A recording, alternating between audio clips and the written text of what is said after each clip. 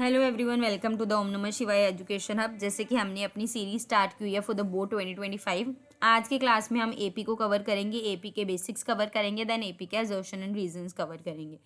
Let's start with the basics first. Basics में आपके पास AP full form I hope सभी को क्लियर होगी। AP represents the arithmetic progression.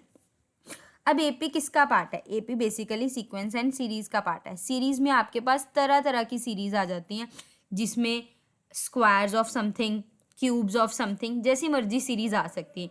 But वो सीरीज जिनमें कॉमन डिफरेंस आपका क्या होता है? सेम होता है। The series in which common difference is basically the same, that series we called it as the arithmetic progression series. Clear? जैसे कि आपके एग्जाम्पल की बात कर लेते हैं। मैंने आपको बोल दिया 2, 4, 6, 8, 10 एंड सो ऑन, ये आपकी सीरीज़ है। अब कॉमन डिफरेंस क्या होता है? पहले तो कुछ टर्म्स देख लेते हैं। सबसे पहले इसमें से आती है ए हमारी होती है फर्स्ट टर्म। ए किसको रिप्रेजेंट करते हैं? फर्स्ट टर्म को रिप्रेजेंट करते हैं। For this series this is your first term, so A is your 2 for the series mentioned above. Clear? उसके बाद आ जाता है आपका कॉमन डिफरेंस। कॉमन डिफरेंस को हम डी से रिप्रेजेंट करते हैं। कॉमन डिफरेंस के लिए क्या वर्ड यूज़ करते हैं? डी। कॉमन डिफरेंस बेसिकली क्या होता है? Difference between the two consecutive term. To consecutive term में आपकी कोई भी टू टर्म्स हो सकती है। लाइक अगर मैं इन दोनों को उठाऊँ, 4 - 2 इज़ बेसिकली 2, इसका डिफरेंस 2 है। उसके बाद मैं नेक्स्ट टर्म्स को उठाऊँ, इन दोनों को उठाऊँ, इनका भी डिफरेंस मेरा क्या आ रहा है? 2 आ रहा है। इन दो को उठाऊँ, इनका भी डिफरेंस मेरा क्या आ रहा है? 2 आ रहा है। इनको उठाऊँ, इनका भी डिफरेंस मेरा क्या आ रहा है? 2 आ रहा है। तो ऐसी सीरीज़ जिसमें सेम डिफरेंस हो, ऐसी सीरीज़ हमारी क्या होती हैं? एपी सीरीज़ है।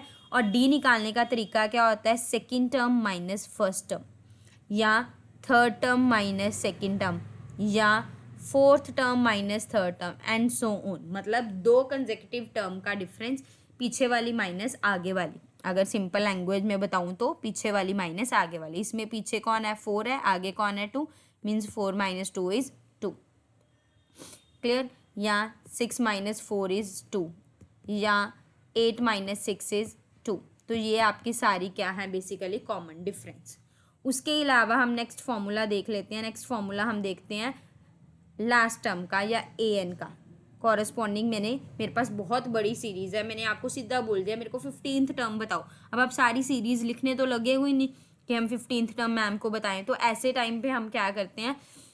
डायरेक्ट फॉर्मूला लिखते हैं, that is a + n - 1d। इसमें जो आपका ए है वो आपकी फर्स्ट टर्म रिप्रेजेंट करती है, जो आपका डी है वो आपका वही कॉमन डिफरेंस रिप्रेजेंट करता है, एंड जो टर्म, नंबर ऑफ टर्म, जो टर्म आपने कैलकुलेट करनी है, जो मैंने आपको बोल दिया कि आपने मेरे को 15th टर्म बतानी है, so your n is corresponding to the 15th। कई बुक्स में यहाँ ए एन लिखा होता है, कईयों में यहाँ एल लिखा होता है, that is the last term. अगर मैंने आपको बोल दिया सीरीज़ की लास्ट टर्म बताओ, और सीरीज़ आपकी 15 टर्म्स की है, मतलब 15th टर्म पूछ रही हूँ मैं ऑटोमेटिकली, तो एल से भी रिप्रेजेंट हो जाता है। कई बुक्स में ये टी एन से रिप्रेजेंट हो जाता है। मतलब ये तीनों ए एन, एल और टी एन, ये इसके फॉर्मूलाज हैं। मतलब आप इस तरीके से इनको रिप्रेजेंट करते हो। ठीक है?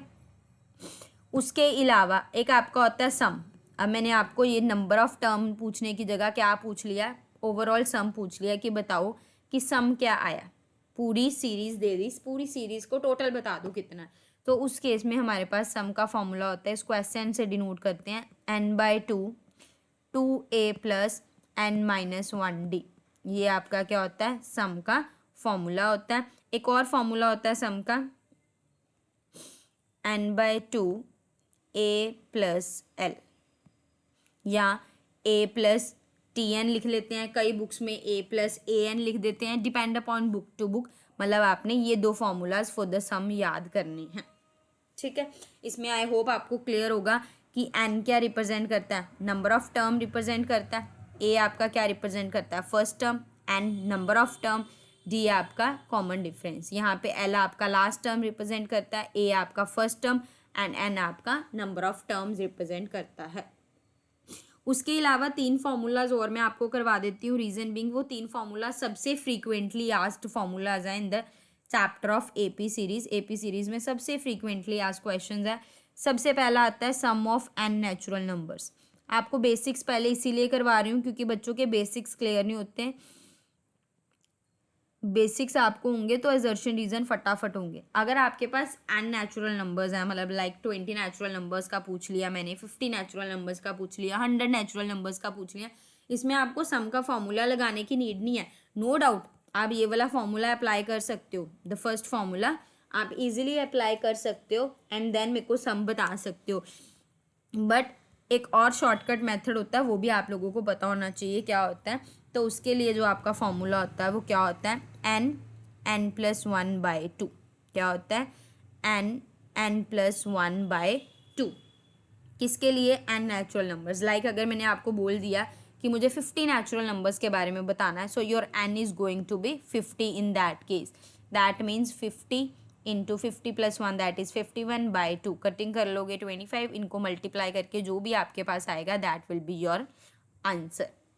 क्लियर। ऐसे अगर n नेचुरल नंबर की जगह उन्होंने आपको स्क्वायर्स दे दी, मतलब 1 स्क्वायर, 2 स्क्वायर, 3 स्क्वायर, 4 स्क्वायर, इनका सम पूछ लिया, means n square natural numbers का सम पूछ लिया। किसका पूछ लिया, n स्क्वायर नेचुरल नंबर्स का आपके पास सम पूछ लिया। उस केस में आपका फॉर्मूला क्या बन जाएगा, देखो अगर n है तो उसकी स्क्वायर का भी क्या होएगा, तो उसकी स्क्वायर का आपका फॉर्मूला क्या होता है, 1/6 n+1 2n+1। ये आपका फॉर्मूला होता है for the case of n square natural numbers. मतलब जैसे हमने 50 वाला केस किया है तो आपने इस केस में क्या करना है, 1/6 पहले 50 इंटू 51 इंटू 2 इंटू 50 100, 100 + 1 101। मतलब आपने इनको सॉल्व करना है और जो आपको आंसर मिलेगा that will be your exact answer for the n square natural numbers. वैसे तो पूछ लेते हैं ये क्वेश्चंस, इसीलिए मैं आपको लिखवा रही हूँ कि n natural number, n square natural numbers, but कई लर्न नहीं भी करते हैं। बट मैं तो यही कहूँगी अगर ऐसे बच्चे देख रहे हैं videos who want to get 100 on 100 in maths, definitely check out और learn these formulas also. Okay, next is n³। आपसे क्यूब का पूछ लें, क्यूब ऑफ नेचुरल नंबर्स का सम पूछ लें। क्यूब के लिए आपके पास जो फॉर्मूला होता है वो क्या होता है, n² n+1² / 4। मतलब अगर लर्न करने का और शॉर्टकट बताऊं, जो आपका ये वाला फॉर्मूला होता है n नेचुरल नंबर्स, इसकी स्क्वायर कर दो बस, इसकी क्या कर दो, स्क्वायर कर दोगे तो आपके पास क्या आ जाएगा, क्यूब वाला फॉर्मूला आ जाएगा। जैसे मतलब अगर मैं देखूं पीछे क्या था, n+1/2 ना, जो आपने उसका आंसर निकाला जस्ट उसकी स्क्वायर कर दो and you will get the answer of cube, you will get the answer of cube natural numbers. I hope आपको इतने बेसिक्स क्लियर हो गए होंगे। बाकी अगर कोई एक्स्ट्रा बेसिक्स आएंगे वो हम साइड बाय साइड रिकॉल कर लेंगे। अब स्टार्ट करते हैं हमारे क्वेश्चंस में, ताकि हमारे क्वेश्चंस भी साइड बाय साइड होते जाएं।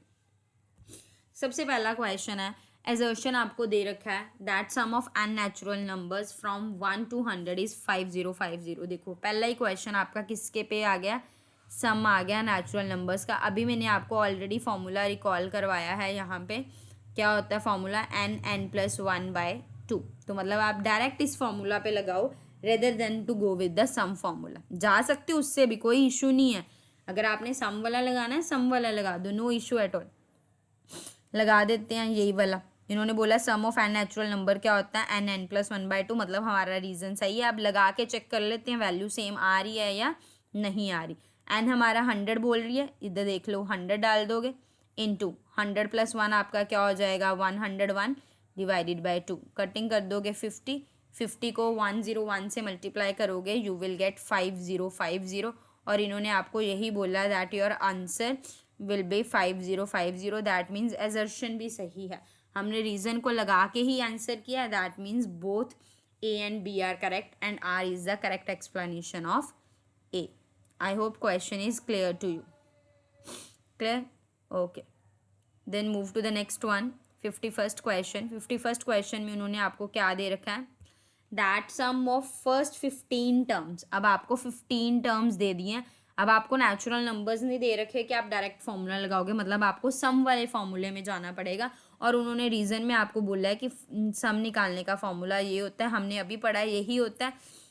मतलब हमारा रीज़न सही है। चलो अब निकाल लेते हैं। 15 टर्म्स है, मतलब एन हमारा क्या हो गया, 15 हो गया। एन हमारा क्या हो गया सॉरी 15। सीरीज 2 से स्टार्ट हो रही है, that means A is your 2, A is your 2। अब डी निकाल लेते हैं। डी हमें पता है difference between first two terms, 5 में से 2 जाएगा क्या हो जाएगा 3, that means D is your 3, D is your 3। Just apply the formula. n is your 15, 15 by 2 into 2 into 2 plus 15 minus 1 into 3। First of all आपने ब्रैकेट सॉल्व करनी होती है, मैं आपको पहले मेथड बता देती हूँ। इनको मल्टीप्लाई कर लो 2a को, दैट इज़ 4। ब्रैकेट सॉल्व करोगे कितना आ जाएगा 14 इंटू 3। प्लस नहीं करना, बच्चे यही गलती करते हैं। फर्स्ट ऑफ ऑल इनको मल्टीप्लाई करना है देन प्लस करना है, बोर्ड मार्क्स के हिसाब से ही आपने चलना है। तो ये आपका कितना आ जाएगा 15/2, 4 + 42, that is 48। 15 into 46, sorry not 48, it is 46। 46/2 cutting कर लोगे, that is 23। That means 15 into 23, 15 into 23 is 345, it is 345। और उन्होंने बोला था 345 आएगा, दैट मीन्स असर्शन भी आपका क्या है, बिल्कुल सही है। असर्शन भी सही है, रीज़न भी आपका सही है, that means both A and R the correct and the correct explanation of this. Clear. बाकी एक बार आप फिर भी मेरे साथ साथ कैलकुलेशंस देखते जाना। बाय चांस आपको अगर लगे कि कहीं कैलकुलेशन गलत हुई है, then let me know in the comment section. Okay, वैसे ऐसा नहीं होगा कैलकुलेशन वाला, बट फिर भी अगर, क्योंकि I am also a human being, तो आप देख सकते हो। Okay, next is 52th question. The common difference of this AP is -1। उन्होंने बोला कॉमन डिफरेंस आपको क्या दे रखा है, -1 दे रखा है। तो चेक कर लेते हैं। कॉमन डिफरेंस हमें निकालना आता है, difference between second term minus first term. 4 में से 5 माइनस करोगे यू विल गेट -1, 3 में से 4 माइनस करोगे यू विल गेट -1, और 2 में से 3 माइनस करोगे यू विल गेट -1। मतलब हर केस में आपके पास -1 आ रहा है, that means assertion is correct.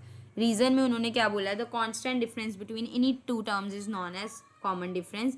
कि आपके पास दो टर्म्स के बीच, कोई भी दो टर्म्स के बीच डिफरेंस आपका सेम हो, उसी को हम क्या बोलते हैं, common difference. That means correct है। इसी के तरीके से तो हमने ये निकाला है, तो हमारा ए ऑप्शन हो जाएगा, both are correct and R is the correct explanation of A. Next question, the value of n. उन्होंने आपसे बोला कि आपने वैल्यू ऑफ एन बतानी है। अगर ए आपको 10 दे रखा है, डी आपको 5 दे रखा है, ए एन आपको 95 दे रखा है, तो आपके पास एन जो है वो 16 आएगा। और एन के लिए जर्नल फार्मूला लगाना है आपने, ये वाला हमने अभी देखा था बेसिक्स में। जर्नल फार्मूला ये होता है, मतलब रीज़न हमारा बिल्कुल सही है। लगा देते हैं। ए एन 95 है, ए एन की जगह 95 डाल दो। ए आपका 10 है, ए की जगह 10 डाल दो। एन आपने निकालना है, एन -1 रहने दो। डी आपका कितना है 5।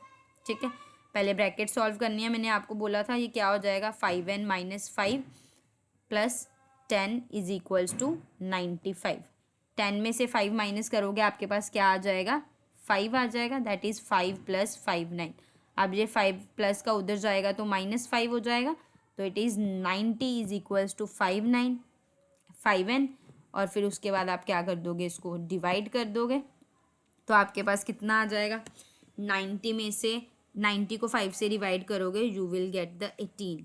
90 को 5 से डिवाइड करोगे 18, बट इन्होंने क्या बोला 16। दैट मीन्स आपका यहीं गलत हो गया, यहीं आपका क्या हो गया, गलत हो गया। मीन्स आपका एजर्शन रॉन्ग है, रीजन ट्रू है। So we will go with an option number D in this question.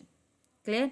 कई बार बच्चे आंख मीच के टिक कर देते हैं कि हाँ रीजन सही बोला है, एजर्शन तो सही निकल जाएगा, but no, you have to solve each and every step of the assertion, only then you will conclude what is the exact answer of the question. Clear? चलो 54th क्वेश्चन। 54th क्वेश्चन में उन्होंने क्या बोला है कि 11th term आपके पास इस AP की क्या निकल के आएगी, 27 निकल के आएगी। चेक कर लेते हैं। 11th टर्म का मतलब n आपका क्या हो जाएगा 11, A आपका क्या है 7, डी निकाल लेते हैं। डी निकालने का तरीका हमें आता है। आई थिंक स्क्रीन से बाहर चला गया ना, वेट, या डी आपको पता है second term minus first term, वो आपका क्या आ गया 2 इस क्वेश्चन में, तो ये क्या हो जाएगा 2। टर्म बोलिए, कोई सम नहीं बोला, डायरेक्ट टर्म का फॉर्मूला लगाओ a n, that is a plus n minus 1 d. A आपका कितना है 7 है, टर्म निकालनी है, मतलब 11th टर्म बोल रहा है कि 11th टर्म आपका 27 है, मतलब एन को 11 मान लेते हैं और डी आपका कितना है 2। सो 7 प्लस 11 में से 1 माइनस करोगे 10, 10 into 2 that is 20, 20 plus 7 is 27, मतलब आपका एजर्शन बिल्कुल सही है, हमारा 27 ही है। अगर किसी ने अभी नहीं सॉल्व किया वीडियो को बैक जाके देख लेना, स्पीड स्लो करके देख लेना। वैसे आई थिंक मैं नॉर्मल ही बोलती हूँ कि आपको उस वीडियो को स्लो करने की नीड नहीं है, बट चलो फिर भी अगर किसी को है कि मैं थोड़ा फास्ट बोल रही हूँ तो स्लो कर सकता है। अब रीज़न देख लेते हैं। रीज़न उन्होंने क्या बोला है, जो sum of n natural term, first term n natural n terms of AP का जो है वो nth टर्म अगर निकालनी है तो nth टर्म सम के इस फॉर्मूला से निकलती है। पहले तो मैं आपको ये बता देती हूँ बेसिक्स में, वैसे आपकी बुक में नहीं, ये थोड़ा हाई लेवल का क्वेश्चन आ जाता है, 10th वाले लेवल में नहीं पूछते हैं, बट फिर भी जो ए एन का फॉर्मूला है अकॉर्डिंग टू द सम, वो आपका डिफरेंस ही होता है सम की first term minus next term, मतलब जो भी difference between the two consecutive sums, sorry पिछली टर्म लिखते हैं ना हम, second term minus first term, तो अगर सेकेंड टर्म आपकी एस एन है तो आपकी पिछली टर्म क्या हो जाएगी एन माइनस 1। अगर किसी को एन माइनस 1 का कॉन्सेप्ट नहीं पता लग रहा, मतलब अगर मुझे A2 निकालना है तो मुझे क्या करना पड़ेगा, सम 2 minus sum 1, first term 2 terms का सम माइनस फर्स्ट टर्म का सम, उनका सब्ट्रैक्शन करूँगी तो मेरे पास क्या आ जाएगी, सेकेंड टर्म निकल के आ जाएगी।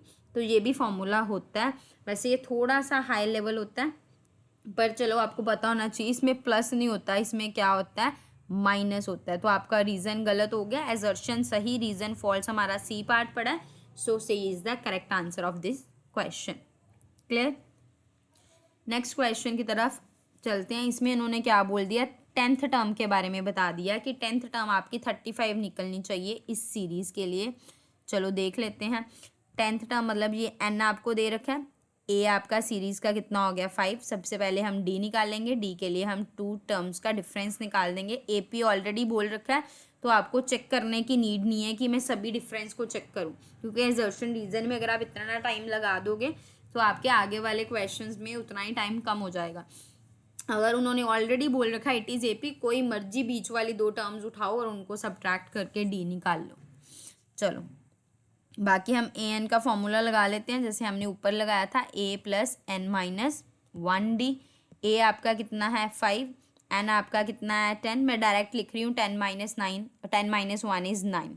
आई होप ये क्लियर हो गया होगा, अगर नहीं क्लियर थोड़ा सा वीडियो बैक जाके देख लो। तो ये आपका 27 प्लस 5 कितना हो जाएगा, 27 plus 5 this is going to be your 32।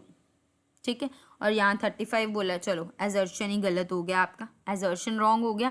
अब इन्होंने बोल दिया that sum of n natural term a n का ये फॉर्मूला होता है, अभी मैंने आपको बताया था यही होता है, मतलब रीज़न ठीक है। बाकी ऐसे क्वेश्चन में जिसमें ए फॉल्स आ जाए रीज़न को देखने की ज़रूरत ही नहीं है, क्योंकि ओनली एक ही ऐसा ऑप्शन होता है जिसमें एजर्शन फॉल्स होता है।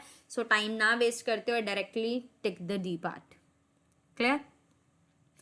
नेक्स्ट क्वेश्चन, एजर्शन आपको दे रखा है the sum of series with the n terms is 465, कि जो आपके पास एन टर्म्स हैं उनकी अगर हम सम देखें तो आपका 465 निकलेगा जब नंबर ऑफ टर्म्स आपकी 15 होंगी, मतलब नंबर ऑफ टर्म्स आपकी कितनी होंगी 15। चलो एक बार एन 15 डाल देते हैं इसमें, एन 15 डालोगे तो क्या हो जाएगा,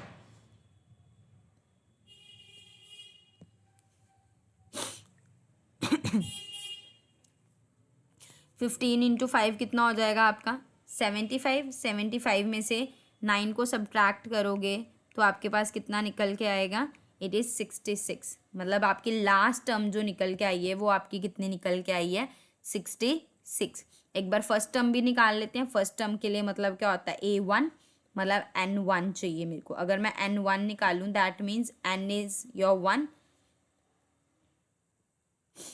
so 9 minus 5 it is going to be your 4, means first term is going to be your 4। आपको मैं 2 तरीके से करके दिखा रही हूँ ये क्वेश्चन, जिसको जैसा तरीका अच्छा लगता है वो वाला तरीका यूज़ कर सकता है।